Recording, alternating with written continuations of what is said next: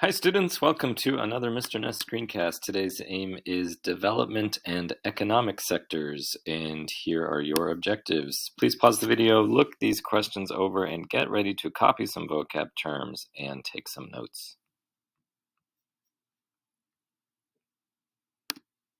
This unit is about development, the process of improving a country's standard of living, and that means making people's lives better. The majority of people in the world today live in poverty, receive little or no formal education, and lack adequate health care. What can be done to address such low standards of living? That is the central question of this unit. A country's development is measured by what is known as the Human Development Index, or HDI. HDI combines three separate quality of life indicators: health, wealth, and education. Let's look at each of those three indicators. A country's health is measured by the average life expectancy of its population. In other words, how many years the average person in that country lives. The country's wealth is measured by per capita gross national income, which is basically the GDP divided by the total number of people in the country.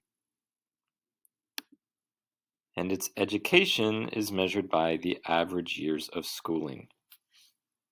So these three measurements are combined into one single number between 0 and 1, and that single number is called the Human Development Index. Countries that are ranked higher on the Human Development Index, that means their number is closer to 1, are called more developed countries, or MDCs. MDCs tend to be highly industrialized and wealthy. Countries that rank lower on the Human Development Index are called less developed countries, or LDCs, and they tend to be poorer and less industrialized. We call the region of MDCs the Global North, and we call the region of LDCs the Global South. The term BRIC refers to 4 large, rapidly developing countries. You can think of the BRIC countries as having medium development, somewhere in between an MDC and an LDC. And the 4 BRIC countries are Brazil, Russia, India, and China. BRIC, Brazil, Russia, India, China, BRIC. Okay, last topic for today, economic sectors. Economic sectors are ways of grouping different types of jobs that people do in a country. Economic sectors are important to the topic of development, and I will tell you why in a second. But first, let's look at the 4 economic sectors one by one. The first economic sector is called the primary sector, and it includes all the jobs that involve the extraction of raw materials. That means that workers are taking things directly from the earth. This includes agriculture, mining or drilling, and fishing. So the primary sector is all about extraction. The next sector is the secondary sector, which includes manufacturing. In manufacturing, workers take raw materials and turn them into finished goods. Think about anything that's made in a factory: a t-shirt, a car, an iPhone.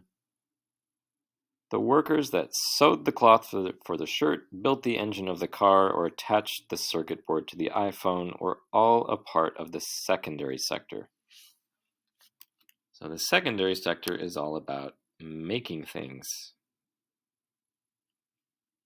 The next sector is the tertiary sector, which includes the jobs that we call services. The tertiary sector is all about selling things rather than making them. Services are the broadest category of jobs. They include retail jobs like a cashier, finance jobs like stockbroker, tourism jobs like advertising, healthcare jobs like doctors, transportation jobs like subway drivers, jobs in the arts like musicians, and many more. And once again, this sector is all about selling.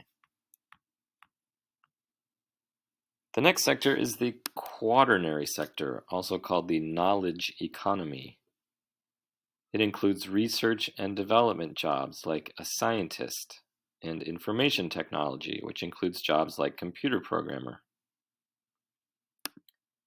And this sector is all about studying things. Okay, before we go into the last sector, I want to tell you why development is related to economic sectors. Take a look at your screen. As countries develop, the types of jobs that people tend to do change. And in general, less developed countries have more people working in the primary and secondary sectors, while in developed countries, more people work in the tertiary and quaternary sectors. Now let's look at the last sector, the informal sector. I put asterisks around this sector because it is not the next sector after quaternary. It does not fall in the progression of the other sectors. It is a separate category entirely. The informal sector refers to any jobs that are not regulated or taxed by the government. The most common jobs in the informal sector are street vendors, and in poorer countries, trash pickers are common. The informal sector is a large part of the economy of LDCs, especially in cities. Before we finish, let's look at different economic sectors involved with the sale of a single item, a t-shirt. So the cotton that was used to make the shirt was grown by these farmers who were part of the primary sector. The cotton was then taken to a factory where it was spun into thread, woven into cloth, and stitched into a shirt. And those workers are in the secondary sector. Then the t-shirt was sent to a retail store where this cashier sold it to a customer. He is part of the tertiary or service sector.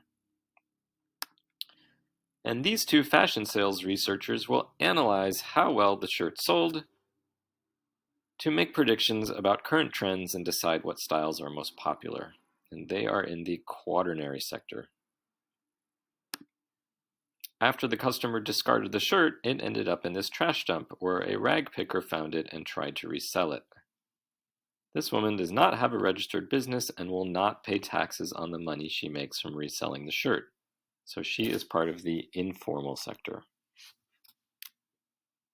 All right, it's time to review the objectives. If you don't know the answer to any of them, just rewind the video and look again. I will see you in class. Bye, students.